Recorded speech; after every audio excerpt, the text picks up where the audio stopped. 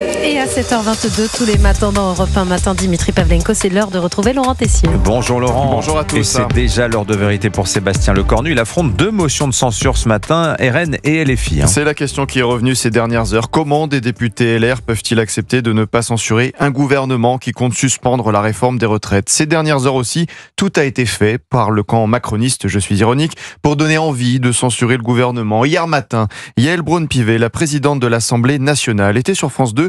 Voilà ce qu'elle a déclaré sur les héritages. Des héritages qui, comme ça, passent de génération en génération. Vous savez, le truc qui vous tombe du ciel, il y a un moment où ça suffit. Ça peut pas, comme ça, se poursuivre sur des générations et des générations. Donc oui, moi je pense qu'il faut en tout cas taxer davantage les héritages, mettre ce sujet en débat sur la table. Vous vous rendez compte de ce qui est proposé? Taxer davantage l'héritage. Ce n'est pas comme si nous n'étions pas suffisamment taxés au quotidien. Aller chercher l'argent dans les agences et opérateurs de l'État, 91 milliards d'euros. Vous entendez la présidente de l'Assemblée parler de l'héritage comme d'un truc qui vous tombe du ciel. Ce truc, c'est le travail, l'épargne de toute une vie de nos parents qui ont payé leurs impôts, remboursé leur maison, des sacrifices.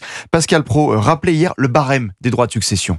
En France, tu as 100 000 euros d'abattement, donc les 100 000 euros, tu payes rien. Les 8 000 premiers euros, au-dessus de 100 000, tu payes 5%, de 8 000 à 12 000, tu payes 10%, de 12 000 à 15 000, tu payes 15%, de 15 000 à 550 000, là, tu payes 20%. Je pose la question aux députés Les Républicains. Après une suspension de la réforme des retraites, allez-vous accepter cette idée de Madame Braun-Pivet de taxer davantage l'héritage, ce truc qui vous tombe du ciel? Parce que tout peut arriver maintenant. Allez-vous accepter aussi, face à vos électeurs, la hausse des impôts de 14 milliards d'euros dans ce budget? Nous sommes le pays champion des taxes. Pensez à payer ta taxe foncière, taxe immobilière. Sur l'aide médicale d'État pour les étrangers en situation irrégulière, allez-vous accepter que rien ne se passe ou pas grand-chose? Le ministre de l'économie, Roland Lescure, a déclaré hier que la suppression de l'AME n'était pas prévue. Je rappelle son coût, 1,2 milliard d'euros. Nous étions à 540 millions d'euros en 2009. Plus de 460 000 personnes en bénéficient aujourd'hui. C'était 210 000 en 2009. Là aussi, qu'en pensent les députés LR?